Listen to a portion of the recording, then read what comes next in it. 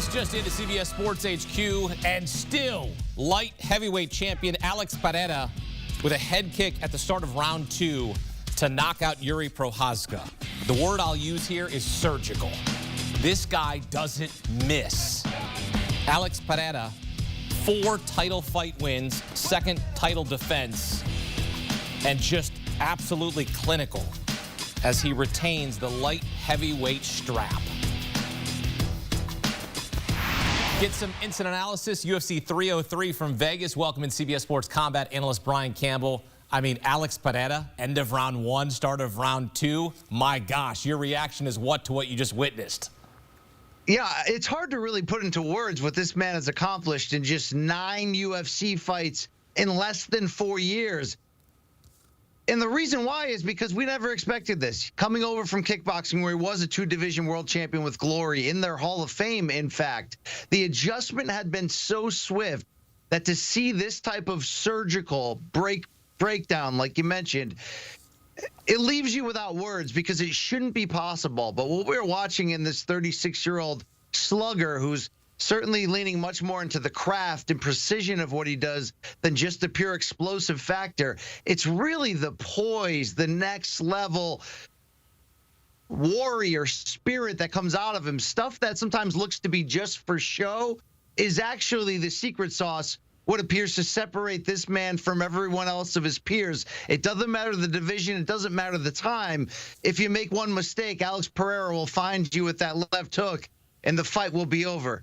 Just like that. He's nasty, BC. I mean, this guy is just absolutely brutal to his opponents. There's been talk that he might go up to heavyweight. What might be next? Because, I mean, we're talking about a star on the rise here. You remember when he came to the UFC? Yep. He was, Israel Adesanya's kickboxing rival. Oh, that'll make for a fun fight or 2 or what have you. Never did we think that Adesanya would be, not a footnote, but would be just a bit player in the larger, it seems, Pereira story. So I said this 2 months ago after UFC 300, when Pereira came in there with a broken toe and suffered a broken toe on the other foot. Right? 2 months before he replaced Conor McGregor, who left with a broken toe. I said, if you're the UFC, you give him whatever he asked for. He asked for a chance at the heavyweight division. The promotion was ho-hum, not really for it, didn't open the doors. I'm at the point, and I think the rest of the fans who have raised their not just understanding of who Pereira is and the potential of the star factor, but I think it's also impossible not to fall in love with him. He's a human action figure, movie hero come to life. He's got an opportunity here for the unreachable. The idea who's going to become the first 3-division champion in major MMA history and, particularly UFC history. The UFC sort of lucked into this guy becoming who he is. You give him that chance, it may be the reason that John Jones might hang around after the Stipe Miocic fight with all the rumors of his retirement. How big could a John Jones versus Pereira fight be? You can put it in football stadiums. You can put it in the Sphere. You can put it anywhere. But I think that the Pereira story right now, Hakeem, is so unique and interesting that you may not need John Jones. Because if it's Pereira against Tom Aspinall in a football stadium in the UK, you just write it, right? It's central casting. This is a special era that Pereira has carved out. And I don't even have the right words to describe it because it's like it shouldn't have happened. Yet he just keeps getting better each time out. It's incredible. Star in the making. Alex Pereira, what he did on Saturday night was awesome. How about the co-main event? Got changed multiple times. Finally was supposed to be between top featherweights Brian Ortega and Diego Lopez. That fight was changed to a lightweight bout with Ortega planning a move to the division. Then day of the fight, Ortega out with an illness, so Dan Ige steps in, 3-hour notice for a catchweight fight. Never happened before. We've seen guys step in on short notice. This is day of. He's probably at home. I know he's training for his next fight in July. Lopez wins via unanimous decision, but BC, how about Ige going from the couch to the octagon, showing strong effort in defeat? I mean, we've never seen something like this before. We praised somebody taking the short notice fight, 2-week turnaround, and boy, it felt like this pay-per-view card was littered with those type of fights. But this type of night of, oh, he happens to live in town, and oh, he's in great shape, planning for a fight, and seems to be at a point in his career, right? We saw the leaked text messages or DMs between him and UFC brass, almost just begging for the opportunity. Ige felt like it was his time. He didn't get the W in the end.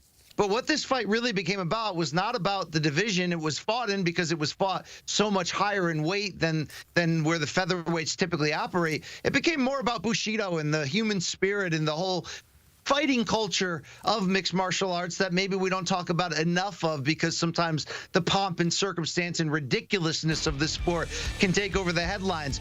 But both guys seem to just be enamored with the idea that they could provide the fans and the promotion with this last-minute opportunity, literally act out the part of warrior in real-life play. And it really doesn't come down at the end of the day to who won and how they did it, although it was a solid victory for Lopez. If anything, it was marred by the fact that he kind of gassed out in the third round and didn't really look great going to the finish line. But we're not going to talk about that, right? Years from now, we'll talk about the time that Dan Ige literally got up off his couch and got in his car and saved the pay-per-view down the road during International Fight Week. What can I say about it? Yeah, this is legendary type stuff. I mean, it's a different kind of legend, right? It's not Hall of Fame legend, but it's all about what do you represent. Dan Ige, that's what he's all about. Absolute respect to Dan Ige to take that fight. I love the fact that after the fight he said, this is a great opportunity for me. I wanted to take it. I asked for the opportunity, and they gave it to me. I wanted to come out here and put on a good performance, and he did, and you got to respect that. Conor McGregor did not fight at UFC 303. He was supposed to, got injured while training. McGregor hasn't fought since he suffered a broken leg in a loss to Dustin Poirier in July of 2021. Kind of waiting word here, BC. What's the latest on Conor McGregor? That's the problem. There is no latest. There was an initial sort of reporting going on that the UFC was targeting fall or maybe winter of 2024 to rebook McGregor versus Chandler. And although the UFC brass said that's their plan, they're monitoring the situation with McGregor on his recovery. Anytime Dana White's been forced to sort of try to identify a date, you can almost hear the disgust in his voice and saying, more or less, that they can't rely on Conor McGregor at this moment, that it's obviously going to be up to McGregor to not only be healthy, but I think even more just about his commitment at this point, at this age, how much money he's made. You hear some of the whispers or the rumblings coming out of that camp that, yes, there was a broken toe. There was a legitimate injury that pulled Conor McGregor out. But no one's debating that the Conor McGregor of old wouldn't have just taped it up and kept going, right? So that's a big red flag. But so is the idea that maybe Conor was not living that full Spartan lifestyle that you would expect, especially for a fighter trying to fight off a 3-year layoff caused, of course, by a traumatic injury.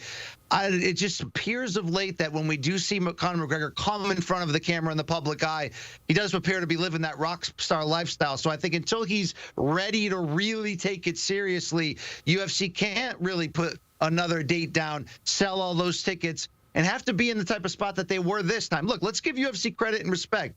The show went on. We still got Pereira in the main event. It still mattered. But this card before that main event, it kind of looked aftermarket, second rate, because a lot of these fights were replacement fights, people fighting on short notice outside of their weight class.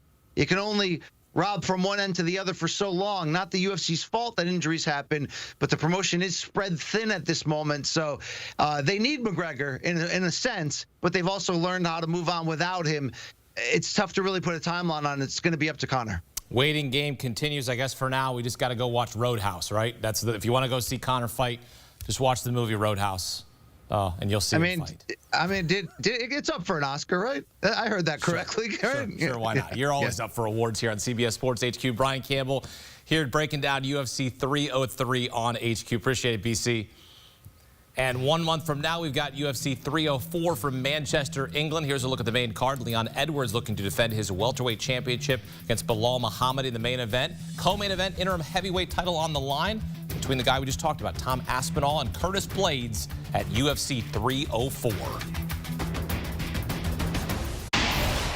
From power in the octagon to power on the diamond. Coming up, Paul Skeens shoves against the Braves, but would it be enough in the end? Next on CBS Sports HQ.